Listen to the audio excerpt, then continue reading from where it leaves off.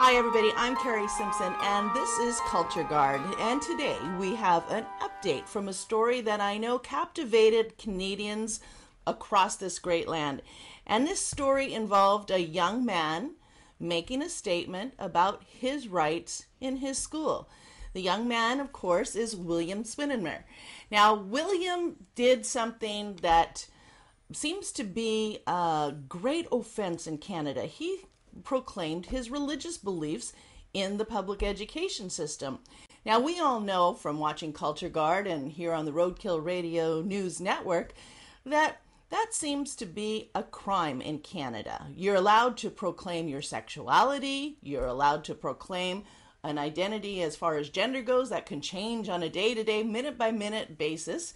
You can do all kinds of things. But God help you if you stand up for your religious beliefs. William, thank you for joining us today on this Culture Guard update. Thank you for having me.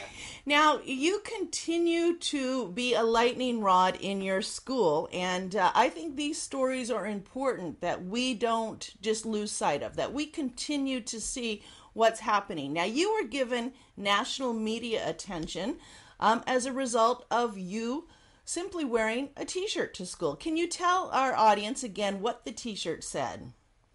Well, on the front it said, life is wasted, and the wasted is in larger letters, kind of wavy-like it's going to talk about, drunk or high or something like that, wasted. Right. And then without Jesus in smaller print, and then scripture verse in really small print to back it up on the bottom. Now, this offended a student, and as a result of that, the teachers took up, or the principal in this case, I guess, was this individual's leading advocate, and you suffered a series of suspensions as a result of simply wearing this t-shirt. Yeah, what happened is I got called into the office one day, and I was told that the t-shirt was hate talk, and that I needed to take it off and wear something else because it makes people feel unsafe at the school. Unsafe? Unsafe at the school, yeah. I thought that was a little dramatic. Slightly. Yes. And anyways, so because I believe, I believe in God, and I'm going to wear my shirt because I'm going to stand up for Christ. And you're a Canadian that has every right to do that. Exactly. There's nothing wrong with it. There's no weed leaves on it or anything else like other shirts that people wear around the school and don't get in trouble for. Yeah. Or anything like that. So because it was either take the shirt off or get suspended, so I chose the suspension. And every day that I wore the shirt back, I got another suspension. So, and they were getting longer and longer in and out of schools until finally I got the 5-day suspension. And a friend of mine went to the news and told them, and that started it all. Then it began. Let it begin. Now, what happened after the media attention? Did the principal sort of back off a little bit? In a way, she hasn't really. She stopped suspending me. So we're making progress. Yeah, I guess. The kind of what the impression I got out of it was, oh, great, we have to quickly sweep this under the rug. Here, take your T-shirt, have fun with it. Okay, and just let me ask you at this point, has anyone ever apologized to you yet? Definitely not. Okay, so, but other things have happened now since the media attention to this. There's been some activities that you've informed me about that I think our audience should be aware of because they're very troubling to those of us that believe that we should exercise our rights here in Canada. And one of those activities involved the burning of a T-shirt, William? Yeah. A local businessman had made up 100 of the T-shirts with the slogan, "Life is wasted without Jesus" on it. And then he put on the back, it was a really great idea, put on the back the part of the Canadian Charter of Rights and Freedoms that's talking about, your right to expression and your right to your beliefs and all that kind of thing. Mm-hmm. And anyways, so I gave out some of them at school because people were wanting to wear them. I guess so. One of them, I guess, got into the wrong hands and was burnt out behind the school. Yeah. Okay, so a T-shirt that became, and anyone who's seen the t-shirt knows this is not an offensive t-shirt. This is you making a statement about what you believe as far as your life goes. And on the back of this t-shirt now is printed the Canadian Charter of Rights. And in those rights, we have the right to freedom of expression. We have the freedom of religion. And a group of students, was this students that burned this t-shirt? Yes, it was. And do you know who these students are? No, I don't. Okay, so you know that this t-shirt got burned. Was there any reprimand from the school? Were there repercussions to these students? None that I know of. I've never heard of anybody getting in trouble for it or anything. Was there an investigation called? No. Not that I know of. And certainly nobody got suspended, to the best of your knowledge. No. No. Okay, what else has happened, William? Because some other people, I understand, they have come to your aid and taken a strong stand on this, some of the school employees.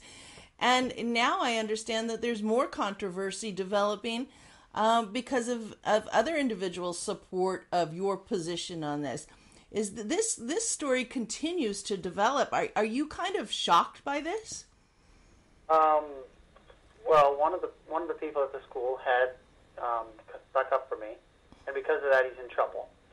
But I can't really get into it because I don't have his permission to tell the story. Okay. But there is a lot more going on at that school. It's quite ridiculous. They haven't, after what they're doing now, it's not like they've, become, okay, yeah, we're accepting of everybody's opinions or something. No, they're not. No. But I can't really get into it. Okay, but I'm sure those kinds of stories will unfold because you're not going to stop here. You and I want to take this opportunity to congratulate you. I understand that you have now graduated. Awesome, thank you. And so now you're more at liberty to deal with this matter. I mean, obviously there had to be concerns about how the school would continue to penalize you for your position on this. You've graduated now. Now you're going to be at liberty to take further action. Certainly, I understand that you've been looking to the Human Rights Code in Nova Scotia. And is this an avenue that you're going to pursue with some fever?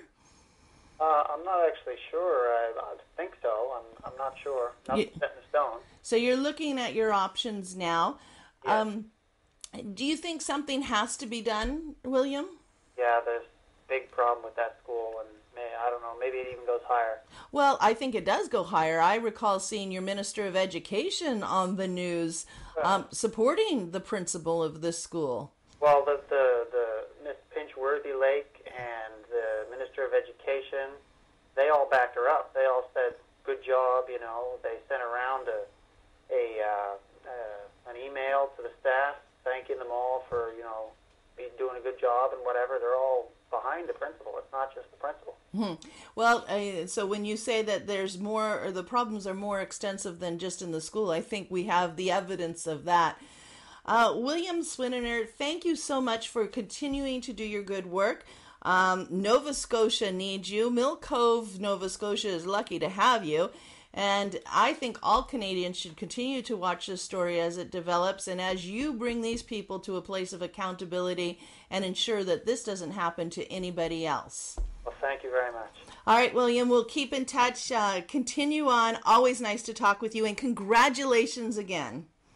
Thank you. Oh, before I let you go, what are your plans now? Just are you going to just recuperate from your events at school? I have to tell you, we actually kind of bounced around ideas here at Roadkill, thinking that you were going to be given a scholarship and sent out of the country if the academic elites had their way. Do you have any plans at this point? Well, there was a Christian Bible school that had said that they would pay my way and food and boarding and everything else, and that I could go with them. But I found a different Bible school, and I'm wanting to do that. There's a correspondence course for the first year, and it's actually going there for the second year. Excellent. I want to do that. So I hope that you take courses in law because I suspect you're going to need them. Well, William Swinimer, thank you again for joining us. As always, we will keep in touch. Have a wonderful day. You too. Bye for now. All right, people, that is one story that we are not going to get let go of. I find it fascinating that a young man simply wearing a t-shirt that's just, I mean, when he says, oh, it's scary and offended somebody, and where have we got to in this nation? I think it's time for common sense and civil morality and civil sensibility to once again prevail. We have to get rid of this politically correct idiotology. It's not even ideology, it's an idiotology. Once and for all, it costs us nothing but money. It costs us nothing but grief. Let's end it. I'm Kari Simpson, and this is Culture Guard. Thank you again for joining us. We'll see you soon.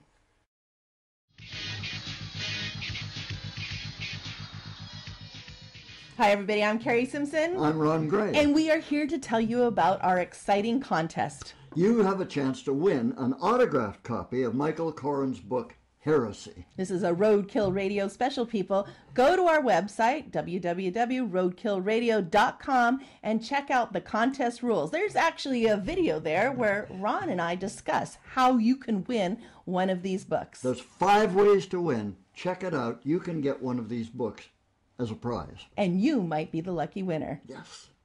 Roadkillradio.com, people. Look for the contest.